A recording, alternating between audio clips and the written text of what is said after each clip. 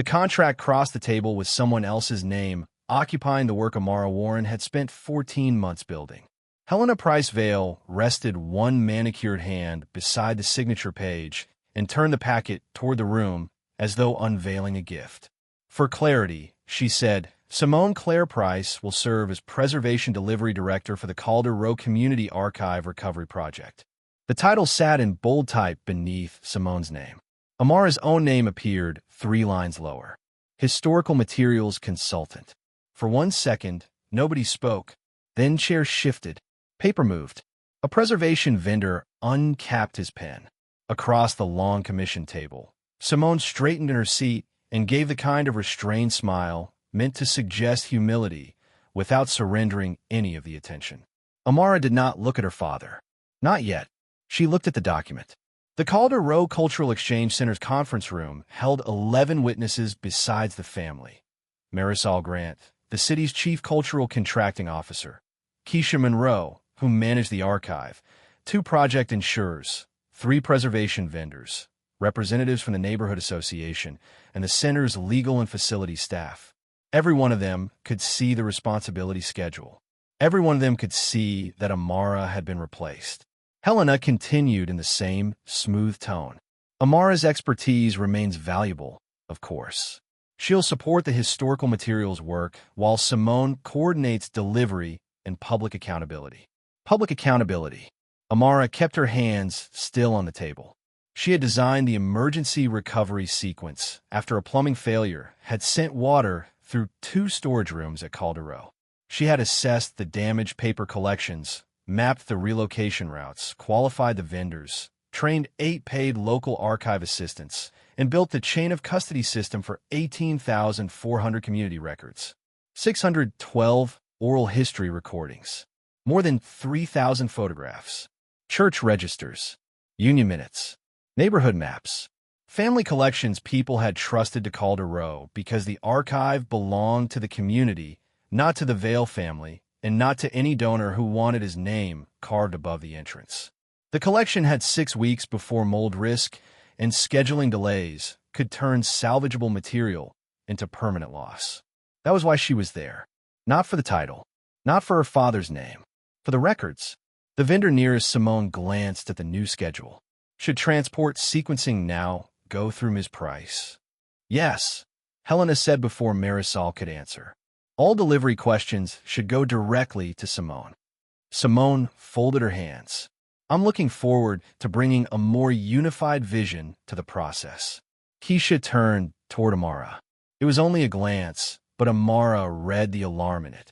Unified vision was not a preservation standard. A second vendor opened the transport appendix. Then are we still using the higher humidity allowance during staging?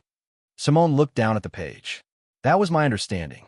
It gives the teams more flexibility. Amara spoke before anyone could approve it. No, the room went still again. She kept her voice level. Not for the damp photographic boxes. If the staging area rises to that threshold before the materials equilibrate, you increase condensation risk inside the sleeves. Simone's smile tightened. I'm sure the technical staff can work through the details. That is the detail. Marisol looked from Simone to the appendix. What threshold was approved? 45% during stabilized transfer, Amara said. Not the temporary range shown there. Keisha, keep the photographic boxes in the current isolation room. Do not move them until Dr. Rowan or another qualified conservator confirms the environmental readings. Helena's expression sharpened. Amara, your new role does not include operational authority. I gave a non-proprietary emergency preservation instruction. The alternative could damage the collection. Keisha closed the transfer binder. The boxes stay where they are. The vendor nodded slowly and wrote something in a margin. Amara finally looked at her father.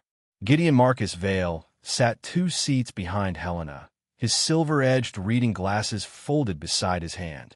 He had heard every word. He knew who had written the recovery plan. He knew why Amara worked under her mother's surname. He knew the difference between public visibility and actual responsibility. He said nothing. The silence landed harder than Helena's announcement. Marisol drew the responsibility schedule toward herself. I was not informed of a change in named professional responsibility. Helena gave a small, patient smile. The donor office handled the presentation revisions. Gideon authorized me to coordinate the family-facing materials. Marisol's eyes narrowed. Family-facing materials are not contract revisions. They reflect the practical structure everyone agreed would be best. Amara looked down again. The project code was correct. The signature layout was almost correct. The revision line was not.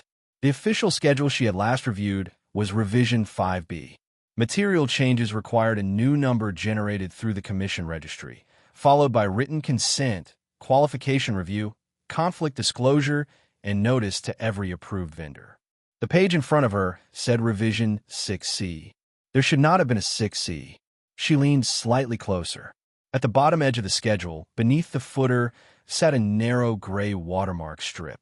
Each approved vendor copy carried a different identifier, so distribution could be reconstructed if a handling dispute occurred. This one did not match any vendor category she had created. Which commission registry issued Revision 6C? Amara asked. Helena answered first. As I said, it came through donor coordination. I asked which registry issued it. Marisol turned to the center's contract administrator. Check the registry. The administrator opened his laptop. Simone shifted beside her mother. Gideon remained silent. After several seconds, the administrator looked up. The latest registered responsibility schedule is 5B. A quiet unease moved around the table.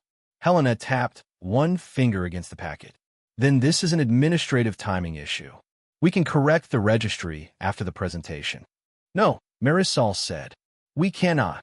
The vendor who had uncapped his pen set it down. Marisol looked directly at Amara. Did you approve this change? No. Did you request consultant status? No. Did you distribute a Revision 6C? No. Helena exhaled softly, as though Amara were making a private disagreement needlessly public. This is exactly why we hope to avoid confusion. Amara has always preferred technical work over public administration. Amara heard the old wound beneath the words. Her mother's conservation labor had once been described as volunteer help while a donor took credit for the restored collection. Amara had built her career around records that could not be politely rewritten, and now someone had rewritten hers. Marisol placed her hand over the packet. No copy of this document leaves the room, she said.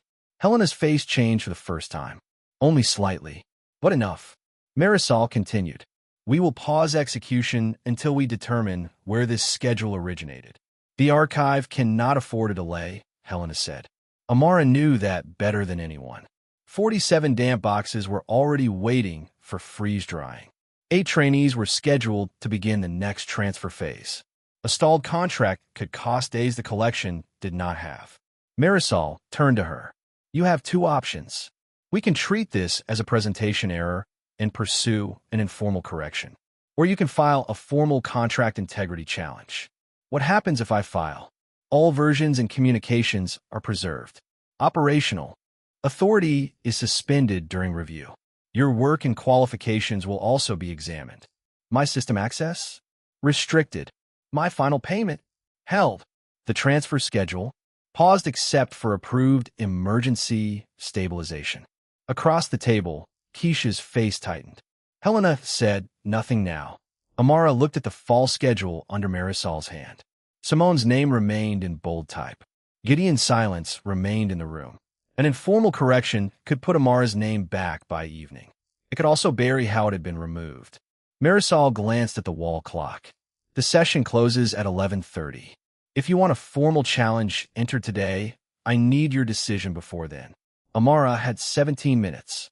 And 18,400 records did not care who had humiliated her. They only cared whether the people moving them had lawful authority and knew what they were doing.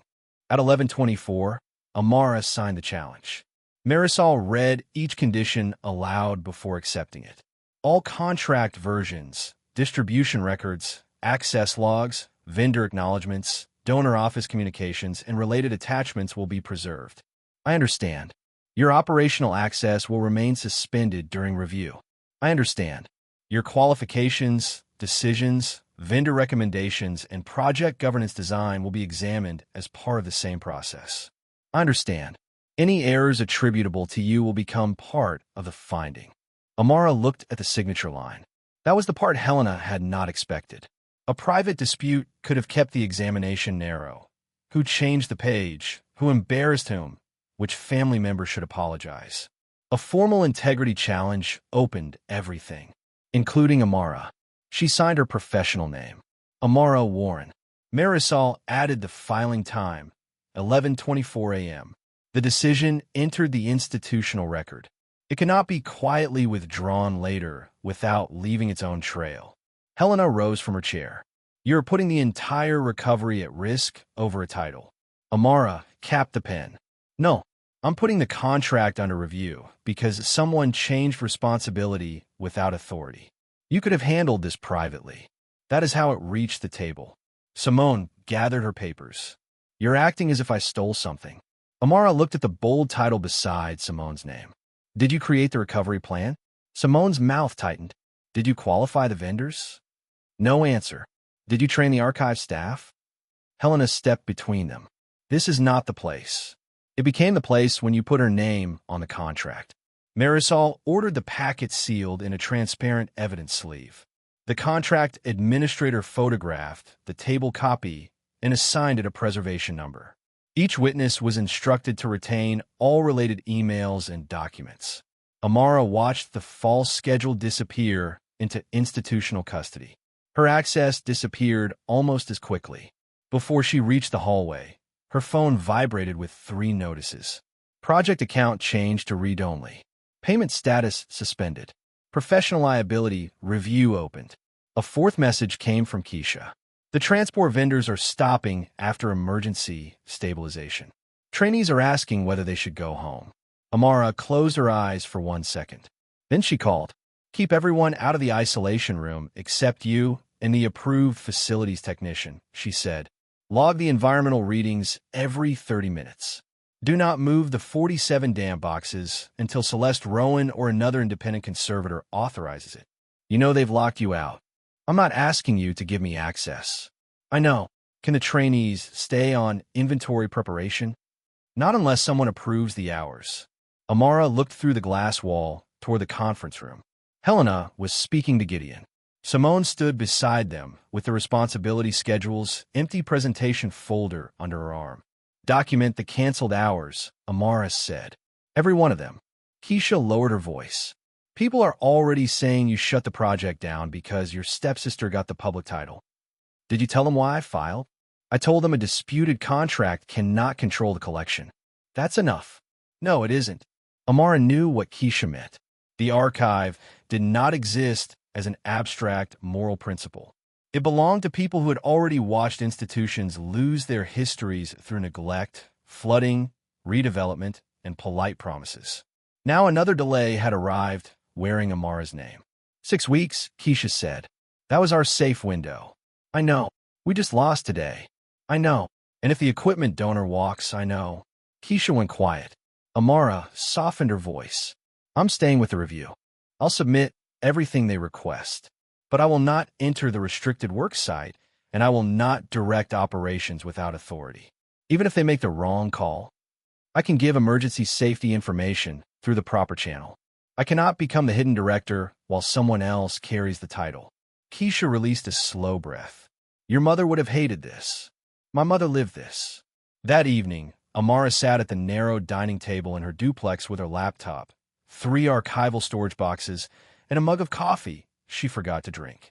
Jazz played softly from the radio near the kitchen.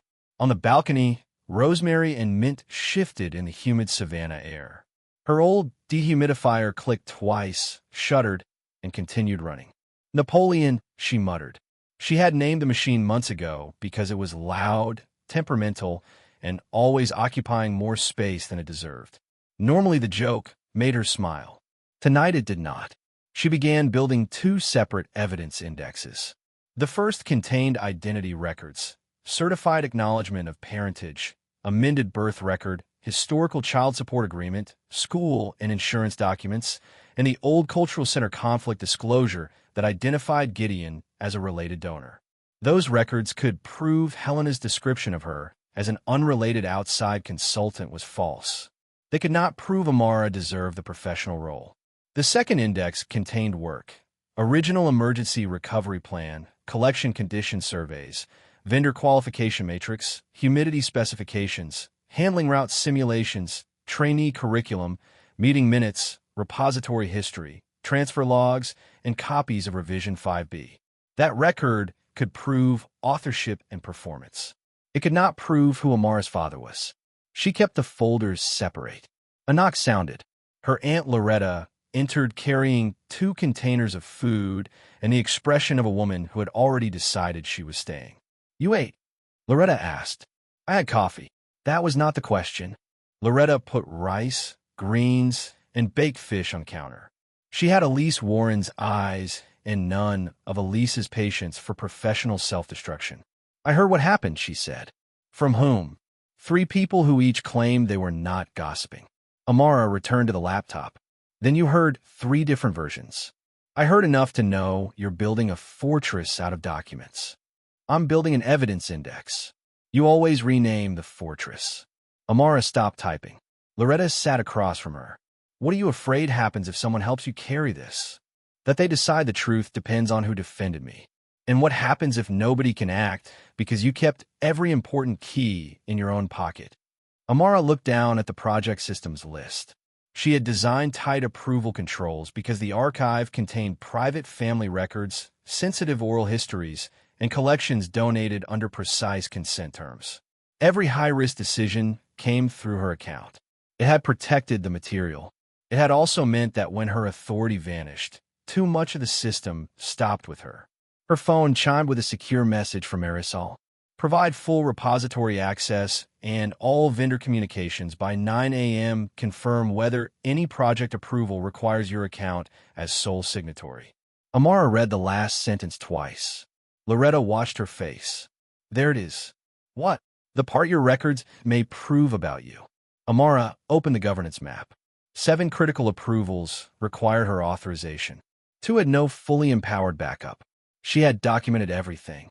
She had not distributed enough authority. Her mother's erasure had taught her to make her work undeniable. It had also taught her to hold it too tightly. Amara sent Marisol a reply. "Confirmed.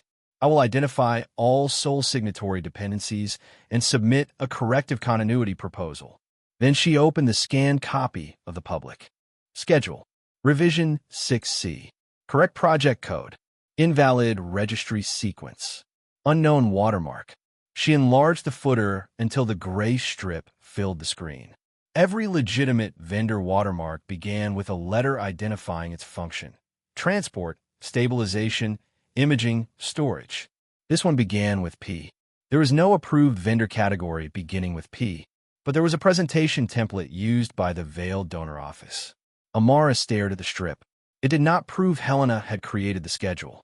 It did prove the public contract packet had passed through a system that should never have been able to revise it. At 8:43 p.m., she submitted the clue through the formal evidence portal. No accusation, no conclusion, only the verifiable fact. Watermark identifier does not match any approved vendor distribution category. Recommend comparison with donor office presentation templates and source attachment history. She pressed send. Somewhere inside the city's review system, the first door opened. Gideon was waiting outside the Calder Rose Center the next morning.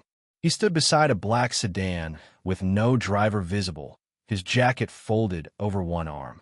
He looked less like the billionaire whose company moved cargo through 6 ports and more like the man who had once spent an afternoon separating wet photographs with a 9-year-old girl because she refused to let him throw them away. Amara stopped several feet from him. "You cannot discuss the evidence with me privately," she said. "I know. Then why are you here?" "To tell you what I should have said yesterday." The center stone steps were still damp from an early rain. Staff moved behind the glass doors, but Amara's credentials would not open them now. Gideon looked toward the entrance. "Helena showed me a draft 3 weeks ago. It moved you into a consulting role." Amara said nothing. She said the public structure looked too much like I had handed my daughter a city contract. "You knew I had already passed qualification review." "Yes." You knew the commission named me in the responsibility schedule. Yes. And you approved the change? I approved Helena handling the donor-facing presentation. I told her she could simplify how the family roles appeared. Family roles. I thought your technical authority would remain. You thought Simone could carry the title while I did the work. His jaw tightened. I thought it would protect you. From what? From everyone who would say you got the position because you were my daughter. They said that anyway. I was trying to remove the argument. You removed my name. I did not see the final schedule. You saw enough. The words landed between them. Gideon looked older than he had the day before. Not weaker. Not innocent. Only older. When you were 9, he said, you made me stop warehouse inventory for 6 photographs in a wet employee locker. There were 8. A faint expression crossed his face. There were 8. You said the paper was already ruined, and you told me ruined was not the same as unrecoverable. She remembered the concrete warehouse floor, the smell of river water, Gideon kneeling in an expensive suit while she showed him how her mother separated damp photographs with clean sheets. He had listened. That was the danger of him. There had always been enough love to make his failures harder to dismiss. I kept every condition report you sent me, he said. That does not make yesterday smaller. No, for once, he did not add an explanation. Then he made the mistake Amara had expected. I can fix the financial part immediately. She looked at him. Your final payment, the increased recovery costs, the trainee wages. I can cover all of it without touching the commission process. That is not the only part. I can establish a separate preservation contract through the Vail Foundation. You would control the technical work. Simone can retain the public ordination title until the centennial launch is over, and then we can restructure it quietly. Amara almost laughed, not because it was funny, because he had managed to describe the exact wrong as a solution. You want me to withdraw the challenge? I want the archive moving again. So do I. Then let me remove the pressure. You are offering to pay me to become invisible. I am offering you control. Private control under someone else's name. Temporary public structure. My mother's work was called volunteer help because powerful people considered credit temporary. His face changed. Amara continued. You watched Helena replace me. You stayed silent because correcting her would have exposed what you already knew. Now you want to preserve the same false title and pay me behind it. I am trying to keep the collection from suffering for a family conflict. The collection is suffering because family power entered a public contract. Gideon looked toward the building again. If you continue this, they will examine your entire system. They should. They may find mistakes. They should find those too. And if they do not restore you, then they should not restore me. He turned back to her. You do not mean that. I mean the role must stand without your name, your money, or your instruction. He was silent. Amara stepped closer, lowering her voice. You are not the decision-maker here. You are part of the evidence chain. Pain flashed across his face, but she did not soften the sentence. Not this time. The glass doors opened behind them. A tall black woman in a slate-gray field jacket stepped outside, carrying a hard equipment case. Dr. Celeste Rowan had spent 20 years leading conservation responses after floods, fires, and mechanical failures. Marisol had appointed her as the independent specialist for the highest-risk materials. Ms. Warren? Celeste asked. Amara is fine. Celeste glanced at Gideon, recognized him, and did not react. I need 5 minutes. Officially, Gideon collected his jacket. I will submit whatever they request. That is not the same as telling the truth before they discover it, Amara said. He looked at her for a long moment. Then he left. Celeste waited until the sedan pulled away. I reviewed your environmental specifications, she said. Your humidity limits were correct. Moving the photographic boxes under the proposed staging range would have been reckless.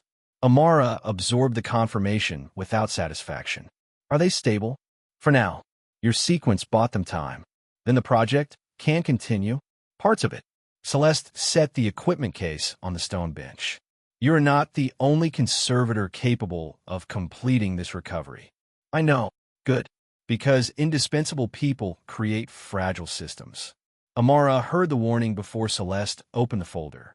Your documentation is excellent, Celeste said. Your vendor qualification is defensible.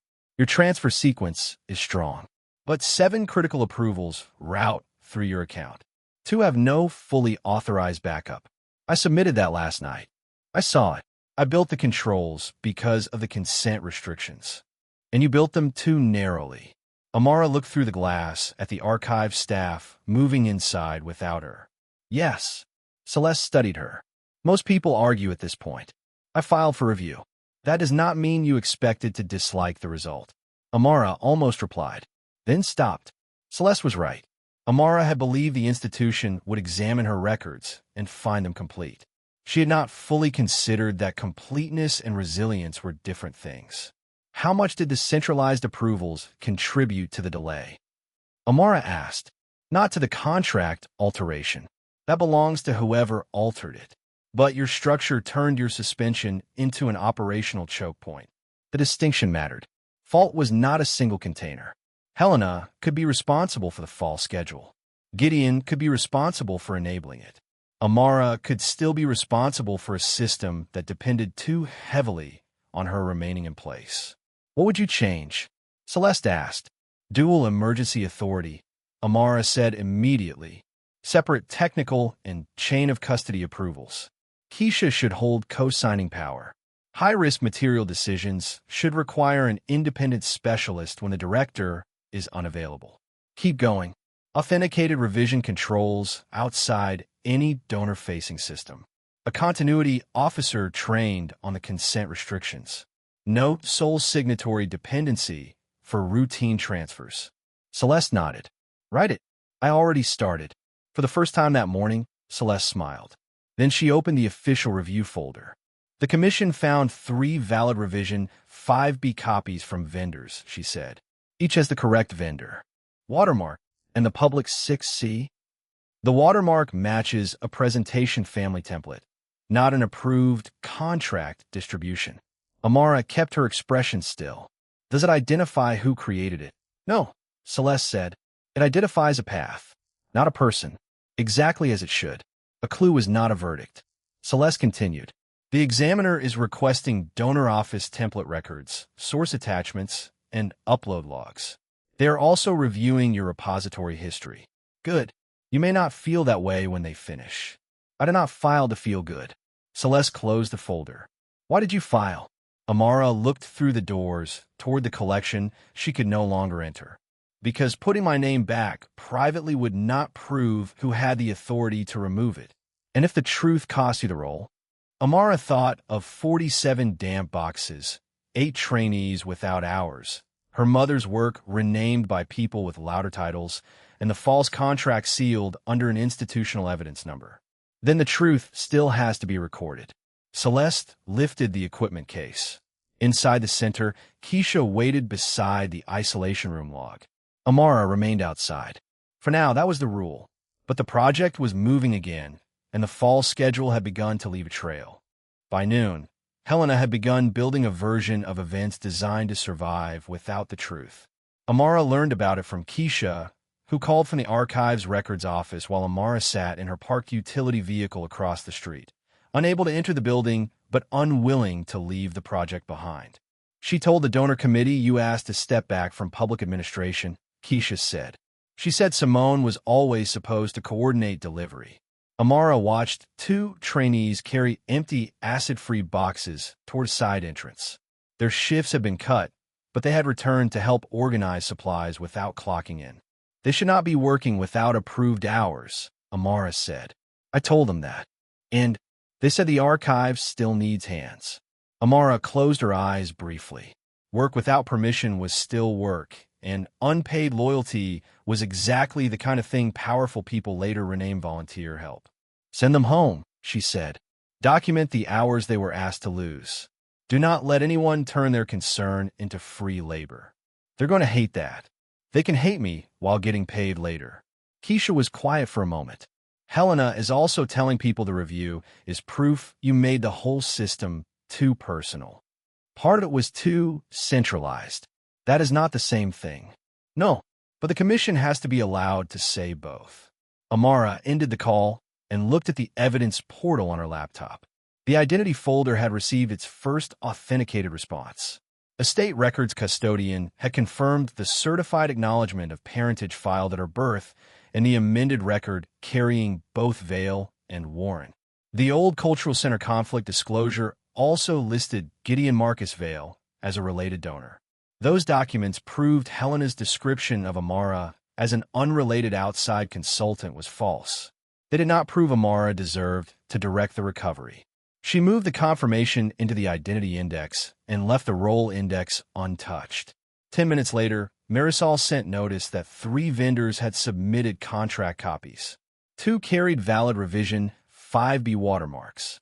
The 3rd vendor had produced a newly signed acknowledgement stating Simone had always been the intended preservation delivery director. The signature date was that morning. Amara read it twice. Helena had not merely defended the false schedule. She was trying to manufacture a history behind it. Across town, Helena sat in a private donor lounge with Simone and 2 preservation vendors. One vendor, anxious about losing future Vale contracts, signed the retroactive acknowledgement Helena placed in front of him. The other vendor, Daniel Cross, kept his hands off the paper. "This says Ms. Price was named before distribution," he said. "That is not the schedule we received." Helena kept her tone pleasant. The paperwork lagged behind the practical arrangement. Then the practical arrangement was never sent to us. "Daniel, the Vale Council expects to fund several cultural projects next year. I would prefer to work with partners who understand administrative flexibility." Simone shifted in her chair, but said nothing. Helena turned the acknowledgement toward him. "This is not false. It reflects what everyone understood." Daniel looked at Simone. "Did you direct the recovery plan before yesterday?" Simone's expression hardened. "My mother is asking you to correct an administrative inconsistency." "That was not my question." Helena withdrew the paper. "We will proceed without your cooperation." Daniel left with the unsigned acknowledgement still on the table. But before walking out, he forwarded Helena's request and the attached document to his company's compliance archive. He did not know whether it would matter. He only knew he did not want his future memory to depend on Helena's version. Amara did not learn about Daniel's refusal that day. What she did learn was that the equipment donor had suspended its grant pending review. 47 dam boxes now required freeze-drying under an emergency cost schedule. The 8 trainees lost another shift. Community members began posting that Amara had chosen her pride over the collection. By mid-afternoon, Gideon called. She declined the first call. He called again. "I can replace the equipment grant today," he said when she finally answered. "No, you did not even hear the terms. I heard them yesterday. This is different. No private role. No request for you to withdraw. I will cover the freeze-drying and trainee wages so the archive does not suffer." "Through what vehicle?" "The Vale Foundation." "With whose approval?" He paused. "Mine." "Then it is still your power entering the process before the institution finishes examining how your power entered the process." "Amara, people are losing work." "I know. Materials are deteriorating." "I know." "Then let me help." She stared through the windshield at the archive center. "Help by disclosing exactly what you authorized." "I already told you. You told me privately. The commission has not asked for a formal statement. You do not need to wait for them to discover your responsibility." His voice lowered. "You want me to publicly accuse my wife before the record is complete. I want you to record your own choices. And if that destroys the donor relationship keeping this center open, then perhaps the relationship was already costing too much." He exhaled sharply. "This is not how repair works. Your repair keeps trying to arrive before accountability. I'm offering money without conditions. Money from the same office whose access is under review." Silence filled the line. "The answer is no," Amara said. "Submit the facts. Let the commission decide what help can be accepted without control." She ended the call before he could bargain again. The refusal cost her. By evening, Keisha confirmed that the trainees had been sent home, the equipment grant remained frozen, and 2 emergency treatment slots had been reassigned to another institution. Amara sat at her dining table and opened the roll evidence folder. The original recovery plan, vendor matrices, training records, handling simulations, and revision 5B copies formed a strong trail. But Helena now had a signed vendor acknowledgement and a public story that Amara had wanted less visibility. The truth had more documents. Helena had more confidence. Amara drafted a request for device-independent exports of all donor office emails and original attachment histories. She also requested that the commission compare every submitted contract copy by watermark and receipt time. Before sending it, she paused over Simone's name. Then she wrote a separate message. It contained one question. When did Helena first offer you the Preservation Delivery Director title? Amara did not accuse her. She did not mention inheritance, family loyalty, or their father. She asked for a date. Simone read the message and showed it to Helena. Helena took the phone from her daughter's hand. "Do not answer," she said. "She's trying to make you part of her evidence." Simone looked uneasy. "I am part of it. Only if you let her define what happened." Helena opened a new email to the two vendors.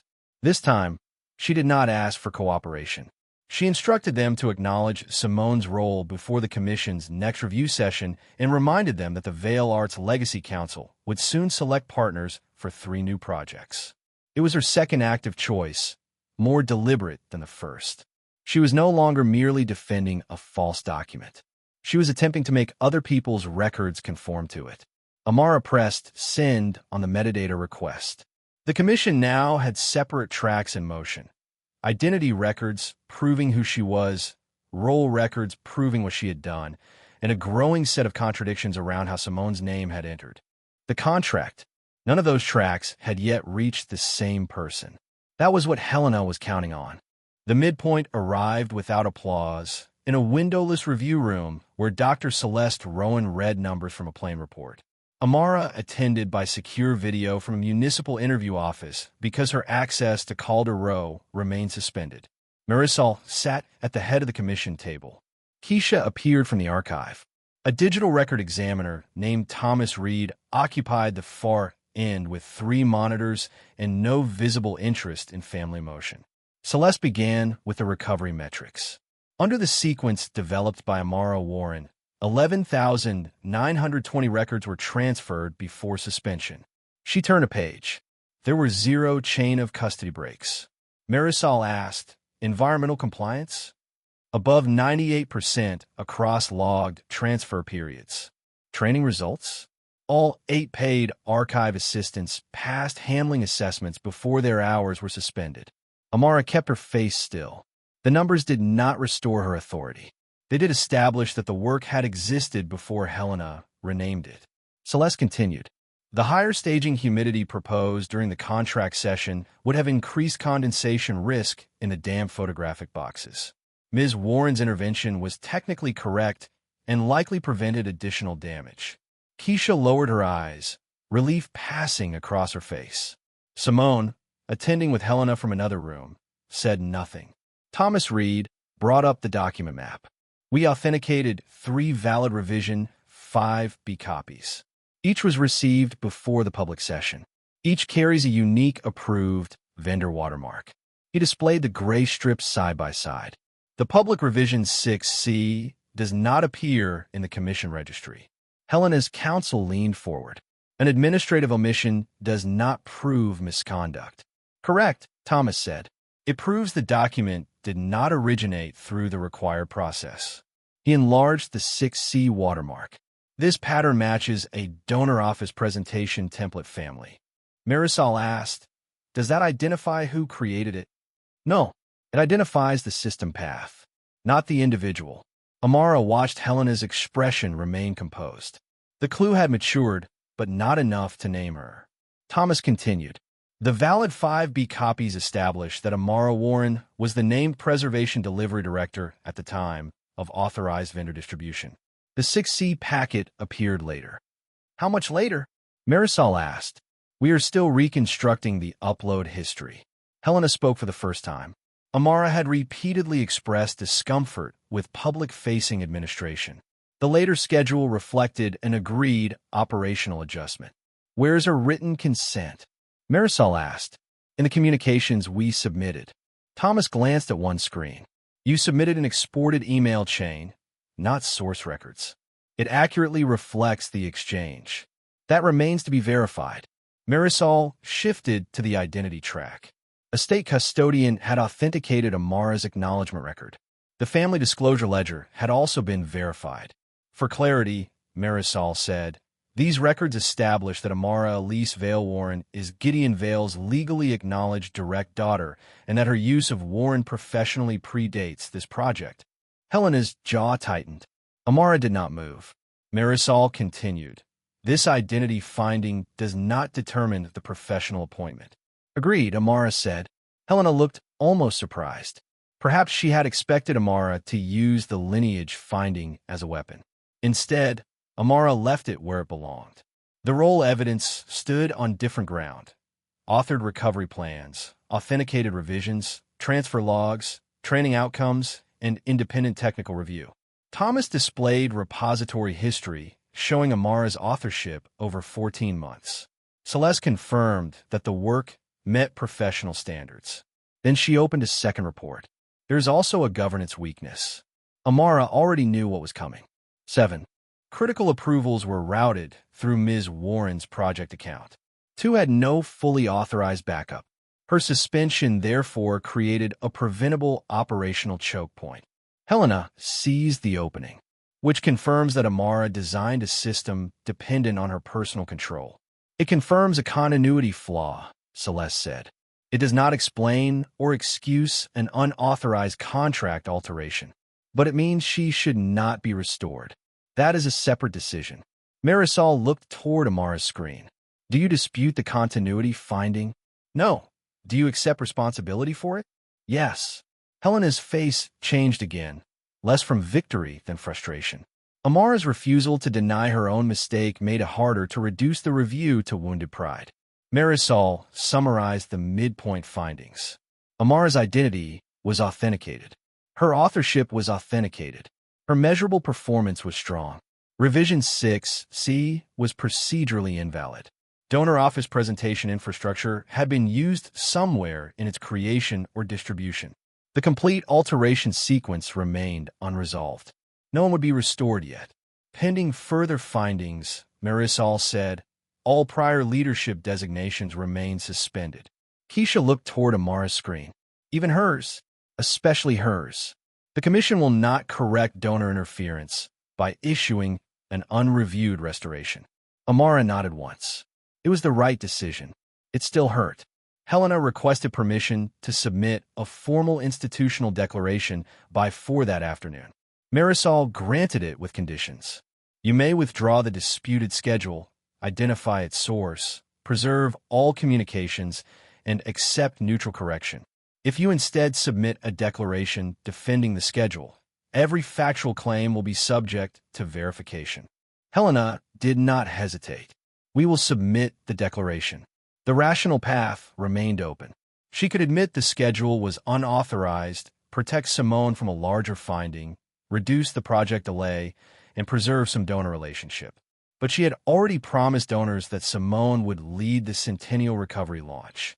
She had already presented her daughter as the visible future of the Vale cultural legacy. Withdrawal would reveal that Helena had granted a role she never possessed the authority to give.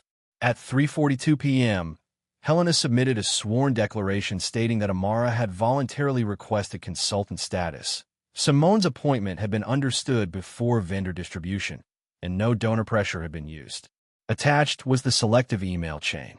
At 3:51 p.m., a second vendor acknowledgement arrived supporting Helena's account. At 3:56 p.m., Thomas Reed notified Marisol that the submitted email export lacked original attachment metadata. Amara received the notice after 4. She read the findings slowly. The measurable midpoint had proved her work. It had not restored her role. It had shown that the false document came through donor infrastructure. It had not yet shown who directed the alteration. Helena had chosen to transform a correctable abuse of access into a formal false account. The next phase would not be about whose story sounded more convincing. It would be about whether the versions could be made to match. Helena's declaration changed the temperature of the review by morning. Her selective email showed Amara writing, months earlier, that she preferred to keep the Vale name away from public project administration. The sentence was genuine. The context was missing. Amara had written it while requesting that her professional qualifications be reviewed without donor influence, not while surrendering operational authority. Simone's statement gave Helena's interpretation a human voice. Amara always wanted technical freedom without the burden of public administration, she said during her interview. My mother believed I could handle coordination while Amara focused on conservation. The vendor who signed the retroactive acknowledgement claimed the arrangement had been informally understood. The evidence was inconsistent, but it was enough to prevent a simple correction. Marisol issued an interim decision. The commission is voiding the entire conditional leadership designation, she said. Amara sat across from her in a municipal interview room. Not only revision 6C, the underlying appointment structure as well. Until the process is complete, neither you nor Simone holds the director role. Who controls recovery? Dr. Celeste Rowan will hold temporary technical oversight. Keisha Monroe will receive limited emergency signing authority. Routine transfers remain paused. The word struck harder than Amara expected. She had known restoration was not guaranteed. Knowing did not make the loss abstract. My insurer? Extended review. Final payment? Still held. Trainee hours? Not yet restored. Marisol slid a printed notice across the table. The equipment grant has been withdrawn. Emergency freeze-drying will proceed through contingency funds, but at a higher cost. How much time have we lost? 4 full days. And the collection? 47 boxes now require outside treatment. The rest remains stable under Dr. Rowan's direction. Amara looked at the interim decision. She had been right about revision 6C. She had been right about the humidity risk. She had been right to preserve the evidence. None of that had returned the project to her hands. Marisol watched her carefully. You may appeal the interim structure. Amara almost said yes. The instinct rose immediately. Prove the appointment was hers. Force the commission to restore what Helena had taken. Return to the archive before more time disappeared. Then she saw the approval map in her mind. 7 critical decisions through 1 account. 2 without backup. If she won immediate restoration, the same fragile structure would return with her. No appeal, she said. Marisol's eyebrows lifted. Not yet. What will you do instead? Submit a replacement governance structure. Outside the interview room, community representatives waited for updates. One woman whose church registers were among the damn collections asked whether Amara's family dispute had cost them the reopening date. Amara could have blamed Helena. She could have pointed to Gideon's donor office. She could have hidden behind the ongoing review. Instead, she said, the unauthorized contract caused the shutdown. My approval system made the shutdown harder to absorb. Both facts belong in the record. The woman looked at her for a long moment. Does that save our records? Not by itself. Then what does? A system that can continue even when one person is removed. Amara drove home before sunset. Her Aunt Loretta was not there. The duplex was quiet except for the old dehumidifier, which clicked, rattled, and stopped. Amara opened the cabinet, took out the damaged family photograph she had promised to repair for a neighbor, and placed it beneath the task light. The image showed 3 women outside a school, their faces blurred by an old water stain. She lifted a tool, then set it down. Her hands were steady. Her thoughts were not. The role had been taken publicly. Her evidence had proved the contract was wrong. The institution had still decided she could not simply return. For the first time, Amara understood that vindication and restoration were not the same thing. The dehumidifier clicked once more and died completely. She unplugged it without calling it Napoleon. Loretta arrived 10 minutes later, carrying no food this time. She sat beside Amara and studied the untouched photograph. What happened? They voided the appointment. Because of Helena? Because the process is compromised. Is that fair? Amara looked at the stained faces beneath the light. It may be necessary. Loretta waited. My system failed when they removed me, Amara said. Not the preservation design, the authority design. So change it. If I change it, I may be proving they were right not to restore me. Or proving you're qualified to build something better than what you lost. Amara leaned back. I thought the records would be enough. Enough for what? To make my place undeniable.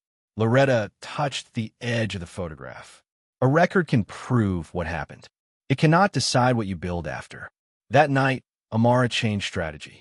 She stopped drafting arguments for reinstatement and began a continuity charter. Keisha would hold equal emergency signing authority. Technical approval and chain of custody approval would be separated.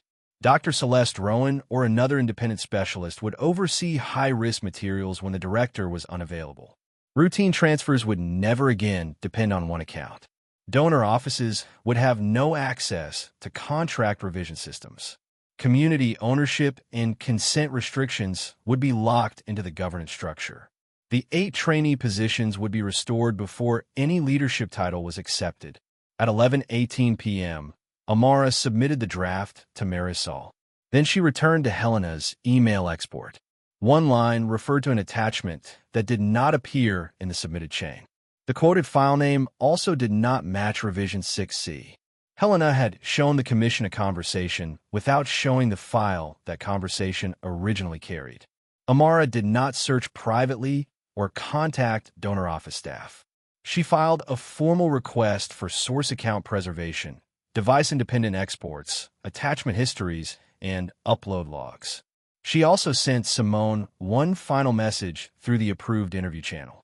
State the date when Helena first offered you the Preservation Delivery Director title. Simone read it in her mother's sitting room. She keeps asking for the date, she said. Helena did not look up from her tablet. Because she wants you to help destroy us. Or because there is a date. Helena's eyes lifted. Everything I did was to give you a legitimate place. Was it legitimate? It would have been if she had accepted the structure. Simone looked at the unanswered message. She never did. Helena took the phone and placed it face down. You will not respond. Simone obeyed, but less quickly than before.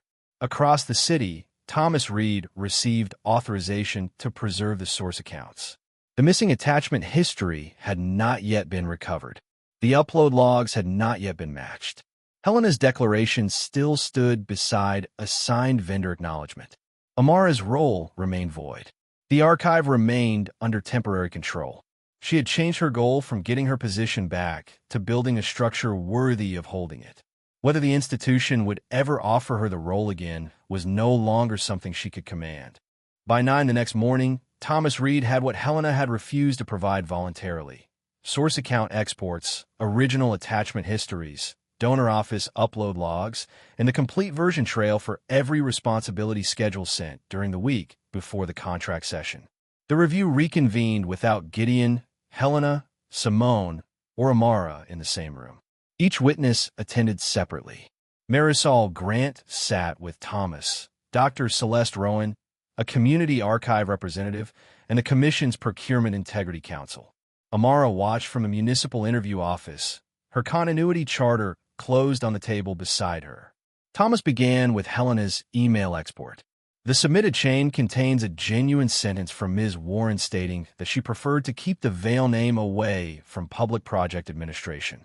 The export omits the original attachment history. He placed 2 files on the screen. The source email carried Revision 5B, naming Amara Warren as Preservation Delivery Director. It did not carry Revision 6C, and it did not request consultant status. Helena's counsel objected from another secure room. The language still reflects Ms. Warren's preference for a reduced public profile. A reduced use of a family name is not a transfer of contractual authority, Marisol said. Thomas moved to the upload history. Revision 6C was created after the authorized vendor copies had already been distributed. It was uploaded from a Vail donor office presentation account at 6:17 p.m. the evening before the contract session. The account belonged to Helena Price Vail's executive coordinator. That does not prove Helena directed the upload, her counsel said. Correct, Thomas replied. The log establishes the path and timing. Additional evidence addresses direction. The next exhibit was the refusing vendor's preserved request. Daniel Cross had archived Helena's email, asking him to sign a retroactive acknowledgement that Simone had always been the intended director. The message referenced future Vail Arts Legacy Council projects and asked for his response before the commission's review deadline. "This is corroborative," Thomas said. "It shows attempted retroactive alignment. It is not the sole basis for the finding." Helena had been offered a refusal opportunity before she submitted her declaration. Marisol read the notice into the record. Withdraw the disputed schedule, identify its source, preserve all communications, and accept neutral correction before 4 o'clock. Helena had received the notice at 1:06 p.m. She had opened it 6 minutes later. At 3:42 p.m., instead of correcting the record, she had submitted a formal declaration claiming Amara voluntarily requested consultant status. Simone's appointment predated vendor distribution, and no donor pressure had been used. That was the final wrong choice. It was not an impulsive lie spoken in a heated room. It was a documented decision made after Helena had been told exactly how to reduce the harm. Thomas opened one final file. Simone Price supplied this message last night. Amara's eyes lifted. Simone appeared alone on another screen, pale and rigid. "I should have sent it earlier," she said. "Why did you send it now?" Marisol asked. Simone looked down. "Because my mother kept saying the date did not matter." Then Amara kept asking only for the date. The voice message had been sent by Helena 5 days before the public session. Helena's voice came through the speakers, bright with certainty. She told Simone that the centennial launch would establish her as the Vail family's visible cultural leader. She promised the director title, donor introductions, and a place at every public presentation. She said Amara could keep the technical work because people remember the person whose name is on the program and the contract. No one spoke when the message ended. Simone wiped one hand across her cheek. "I knew I had not written the plan," she said. "I knew I had not led. The transfers. I told myself my mother was changing the public structure, not taking Amara's work. I signed the schedule anyway." Marisol asked, "Did Amara offer you anything in exchange for this message?" "No." "Did Gideon Vail instruct you to provide it?" "No." The evidence now formed a sequence no single witness controlled. Authorized revision 5B copies had named Amara. Helena had promised Simone the title before the event. Gideon had given Helena donor-facing access. A donor office account had generated the later 6C packet. Helena had pressured vendors to rewrite their acknowledgments.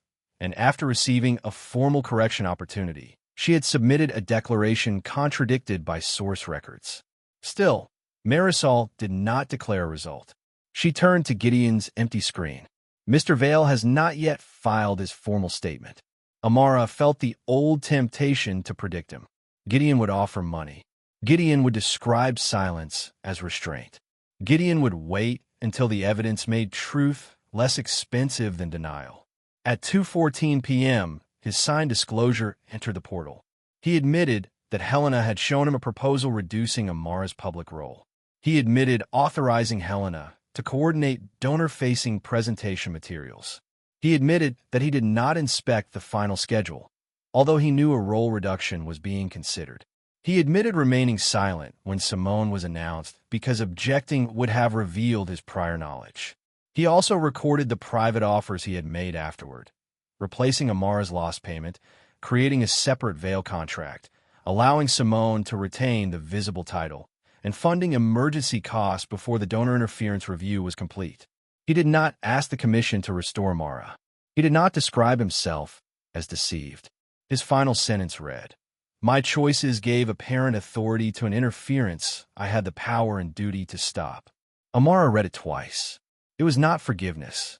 It was not repair. It was the first time Gideon had entered the truth before someone forced the word from him in public. Marisol ordered the investigative record closed except for final qualification and governance review. Helena requested permission to amend her declaration. "You were given that opportunity before submitting it," Marisol said. "You may provide mitigating information, but the original declaration remains part of the record." Helena's face, visible for the first time during the session, hardened. "Everything I did preserved the project's public confidence." "You changed who appeared to hold authority," Marisol replied, then attempted to change the history supporting it. Amara's structure failed the moment she was removed. That question is being reviewed separately. Helena looked toward Amara's screen. She is your billionaire donor's daughter. Do not pretend this process is free from her family power. Amara answered only when Marisol invited her. That is why my identity records and my professional records are separate. Correct one without using it to decide the other. The central object appeared again on the shared screen. Revision 6C. The page Helena had turned toward the room as if bold type could manufacture legitimacy. It no longer looked authoritative. It looked isolated, surrounded by timestamps, hashes, watermark comparisons, source attachments, and statements that refused to match it. The contract had once controlled where every witness looked. Now, every independent record pointed back at the contract and asked how it had come to exist. Marisol scheduled the public correction session for the following morning. The commission will issue 3 distinct findings, she said. Contract integrity, identity record, professional responsibility. Amara closed her continuity charter. The truth was ready to be recorded. Whether her name would ever return to the contract remained a different question. The public correction session took place in the same room where Helena had replaced Amara, but the responsibility schedule was no longer open in the center of the table. Revision 6C rested inside a transparent evidence sleeve beside the Commission's authenticated findings. There were no photographers, no donor banners, and no ceremonial introductions. Marisol Grant began precisely at 10. This session concerns the Calder Row Community Archive Recovery Project. The Commission will issue separate findings regarding contract integrity, identity records, and professional responsibility. Amara sat beside Keisha, not beside Gideon. Dr. Celeste Rowan sat with the technical reviewers. Helena and Simone occupied the opposite side of the room with separate counsel. Gideon sat in the public observer row behind them. Marisol delivered the contract integrity finding first. Revision 6C had not been generated by the Commission registry. It had been created after authorized Revision 5B copies were distributed. Helena had used donor office access to route a new responsibility schedule into the public contract packet. Simone had accepted the Preservation Delivery Director title without undergoing qualification review and despite knowing she had not created the recovery plan. One vendor had signed a false retroactive acknowledgement. Helena had pressured a second vendor and later submitted a materially false institutional declaration after receiving a clear correction opportunity. Gideon had enabled the access pathway, knew a public role reduction was being considered, and remained silent during the presentation. The Commission also acknowledged its own failure. Donor-facing presentation staff had been able to place an unauthenticated responsibility schedule inside a packet treated as operationally valid. No single person should have been able to blur the boundary between presentation material and contract authority. Marisol listed the procedural remedies. Revision 6C was void. The Vail Donor Office was barred from contract routing. All future responsibility schedules would require registry-generated revision numbers, authenticated hashes, and dual authorization. Helena was removed from contract-facing authority and prohibited from contacting Calder Row procurement personnel for 3 years. She would be required to disclose the Commission's findings to organizations where she held relevant fiduciary authority. Simone was removed from the project and made ineligible for leadership in the current procurement cycle. She would be required to correct any professional biography, claiming she directed the archive recovery. She could continue unrelated event production work. The vendor who signed the retroactive acknowledgement was removed from the current project and referred for contractual integrity review. No one was arrested. No one lost unrelated property. The consequences followed the decisions each person had made. Helena rose before her counsel could stop her. My daughter's reputation is being destroyed because Amara refused a private family solution. Marisol did not raise her voice. Ms. Price's consequence results from accepting authority without review and signing a false responsibility schedule. Your consequence results from using donor access to alter the public packet, pressuring vendors, and submitting a false declaration after an opportunity to correct it. And Amara? Helena demanded. Does she walk out of here rewarded? No, Marisol said. She receives a finding. Dr. Celeste Rowan presented the professional review. Amara had authored the emergency recovery plan, qualified the vendors, designed the handling sequence, trained 8 paid archive assistants, and overseen the transfer of 11,920 records with 0 chain of custody breaks and environmental compliance above 98%. Her intervention during the opening session had prevented an unsafe humidity threshold from being used on damp photographic materials. Her qualifications were verified independently. Then Celeste stated, the limitation. 7 critical approvals had been routed through Amara's account. 2 lacked a fully authorized backup. The centralized structure had not caused a contract alteration, but it had turned Amara's suspension into an avoidable operational choke point. Amara accepted the finding without qualification. I designed for control, she said, when I should also have designed for continuity. There was no applause. The community representatives listened because the project's delay belonged to them. Marisol moved to the identity record. This finding does not confer or restore any professional position. She waited until that sentence was entered into the transcript. The commission confirms that Amara Elise Vale Warren is the legally acknowledged direct daughter of Gideon Marcus Vale. Her use of Warren as her professional surname was established by her own choice before this project.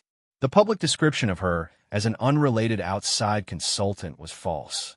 Gideon lowered his head. Helena looked toward him, but he did not meet her eyes. Marisol asked Amara how the corrected record should identify her. Amara had considered the question all night. Her full legal name carried a history she would not deny. Her professional name carried the life she had built. Use Amara Elise Vale Warren once in the formal identity correction, she said. Use Amara Warren in all professional project records. Do not identify me in public materials as the Vale heiress or Gideon Vale's daughter unless a conflict disclosure requires it. The request was entered. Identity recognition was complete. No title changed beside Amara's name. No access credential was restored. No contract was placed before her. Helena stared across the table as if waiting for Amara to reveal that lineage had been the goal all along. Amara turned instead to the community archive representatives. I submitted a governance proposal, she said.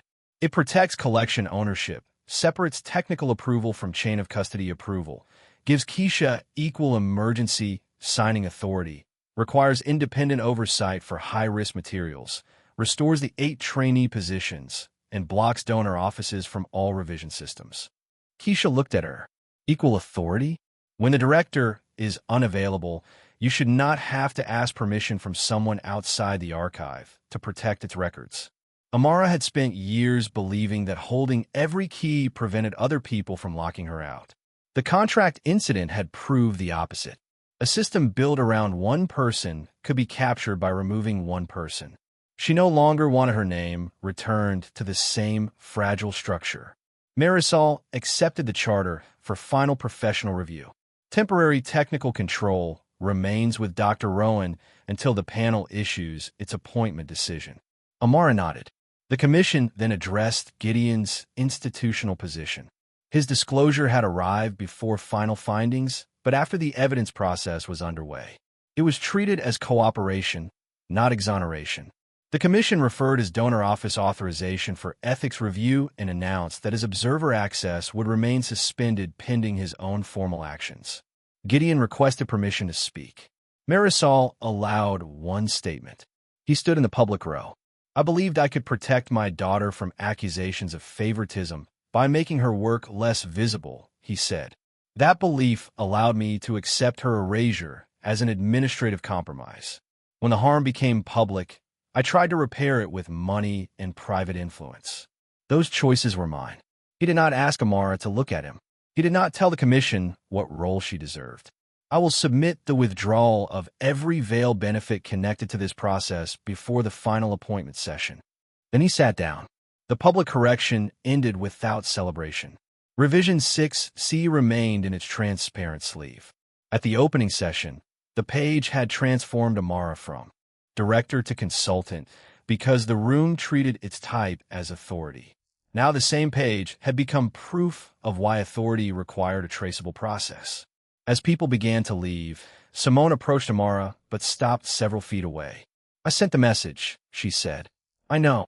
Does that count for anything? It counted as evidence. Simone swallowed. I met with you. Not today. Amara did not say never. She did not say someday. She chose not to grant access simply because Simone had finally stopped withholding the truth. Helena passed them without speaking. Gideon remained near the rear door, waiting as though he understood that approaching Amara was no longer his decision. Keisha touched the edge of the continuity charter. You know they may offer the role under conditions you would have hated 6 months ago. Amara looked at the evidence sleeve. 6 months ago, I thought having my name on every approval protected the work. And now I want the work protected when my name is not in the room. The next morning, the independent panel would decide whether her verified competence and corrective proposal justified a new appointment. Her identity had been corrected. Her work had been authenticated. Her role was still unassigned. The appointment decision arrived the next morning in a document generated through the commission registry. Amara noticed the revision number before she read the first sentence. The code was valid. The hash matched the secure notice. 2 authorized officers had signed it. The commission had learned to make the object tell the truth before asking anyone to trust what it said. Marisol read the professional finding aloud. The panel confirms that Amara Warren possesses the qualifications, verified work history, project-specific knowledge, and demonstrated judgment required to lead the Calder Row Community Archive recovery. The panel also confirms that her submitted continuity charter materially corrects the governance weakness identified during review. No reference was made to Gideon. No reference was made to Amara's legal lineage. The commission offers Amara Warren the position of recovery director under a dual-authority continuity charter. Marisol placed the appointment document on the table, but did not turn it toward Amara yet. The offer includes conditions. Read them, Amara said. Keisha Monroe would hold equal emergency signing authority. Dr. Celeste Rowan would retain independent oversight over high-risk materials until the 47 freeze-dried boxes completed stabilization. Community ownership and consent restrictions would remain controlling. The Vail family, its donor office, and its affiliated businesses would hold no hiring, editorial, routing, or operational authority. Every responsibility revision would require authenticated registry issuance and 2-person approval. All 8 paid archive assistants would have their positions and lost scheduled hours restored from approved recovery funds. Amara asked, can any donor attach naming rights to the recovery costs? No, Marisol said. Can the Vail office select replacement vendors? No. Does Keisha's emergency authority depend on my approval? No. It is independently vested under the charter. Keisha's eyes shone, but she kept her expression professional. Amara turned to Celeste. Will the independent oversight remain if I disagree with you? Especially then, Celeste said. Amara looked at the appointment document. The role being offered was smaller in one way than the authority Helena had stolen. It was shared, reviewable, and unable to survive on Amara's will alone. In every way that mattered, it was stronger. I accept, she said. Marisol turned the document toward her. Amara signed as Amara Warren. The earned role recognition entered the record separately from the identity correction issued the day before. Gideon did not speak. He had already submitted the visible costs he promised. The Vail family withdrew as naming sponsor of the Calder Row Cultural Exchange Center. Gideon surrendered his donor observer seat for 3 years. Vail Meridian Logistics terminated its preferred transport agreement with the project. An unrestricted restitution grant would cover documented freeze-drying costs and restored trainee wages, but the Vail family would receive no naming, hiring, contracting, editorial, or governance rights. Gideon agreed to an external ethics review of donor interference. The commission published every restriction beside the grants so money could not arrive disguised as restored control. Helena lost her contract-facing authority and 3-year procurement access. Simone corrected her biography and remained excluded from current cycle leadership. The signing vendor left the project under integrity review. Daniel Cross received no special reward for refusing the false acknowledgement. His company remained subject to the same performance standards as every other vendor. The institution published its own failure and funded continuity training. The project resumed under the new charter. It did not recover everything the conflict had cost. The archive reopened late. 47 boxes required extended treatment. The equipment donor did not return. Of the 18,400 records under recovery, 17,846 were stabilized and made available when the public research room reopened. The remaining 554 items were accounted for but required longer conservation. No finding could restore the lost days. No corrected contract could remove the moment when every witness had looked at Simone's name and accepted Amara's disappearance. 2 days before reopening, Gideon asked for a private meeting. Amara chose a bench in the courtyard outside Calderot, public enough to remain neutral, quiet enough to avoid performance. He arrived alone. "I have no business proposal," he said. "Good. No press statement." "Good." He folded his hands. "What access to you is still possible?" Amara studied him. The question was different from the ones he had asked before. He was not asking what he could buy, arrange, or correct. He was asking what she allowed. "No public reconciliation appearance," she said. "No interviews about us. No business arrangement. Do not use the archive or my appointment as evidence that the family is repaired." "I understand. You may send one private letter each month." He nodded. "You do not call if I do not answer. You do not send staff, gifts, or invitations through other people. I decide whether and when to respond." "All right. After the archive reopening, I may consider family therapy." Consider is not promise. "I understand." She watched him absorb the terms without negotiating. "What about forgiveness?" he asked. "That is not an access condition." Pain crossed his face, but he nodded. "Then I will write, and I will choose whether to read it." Helena received no private meeting. All communication with her remained limited to institutional or council channels. Simone sent one written apology acknowledging that she had accepted work she did not perform. Amara placed it in a drawer without responding. The voice message had helped establish the truth. It had not purchased a relationship. On reopening morning, the 8 paid trainees stood beside the new transfer station. Keisha held one authorization tablet. Amara held the other. Between them rested a stabilized box of neighborhood school photographs. "One person confirms the material," Amara told the trainees. "The second confirms the destination, condition, and custody entry. Neither signature substitutes for the other." A trainee raised her hand. "What if the director is unavailable?" Keisha answered before Amara could. "The process continues." Amara smiled. "Exactly." Through the glass wall, community members filled the research room. An elderly man waited to hear an oral history recording made by his mother. 2 college students examined digitized union minutes. A woman in a church hat held a catalog request for baptismal records, one stored inside one of the damp boxes. Near the commission desk, the corrected contract rested in a transparent project file. Revision 6C remained preserved in the Integrity Archive, not erased, because proof of a failure could help prevent its repetition. The new responsibility schedule carried Amara Warren's name as Recovery Director and Keisha Monroe's as Equal Emergency Authority.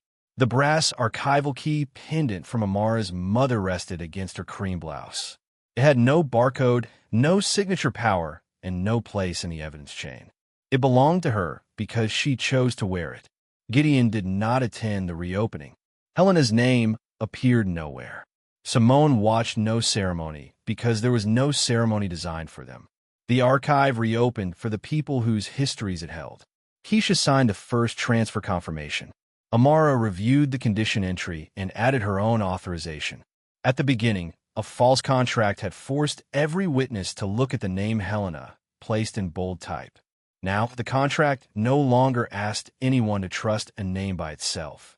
The revision number, independent signatures, public safeguards, and shared authority showed how the role had been earned and how it could be held accountable. The contract carried her name again, but the safeguards proved who she had chosen to become. Another daughter can inherit a name and still have to decide what authority should cost. This story is a fictional narrative created for entertainment reflection, and educational purposes.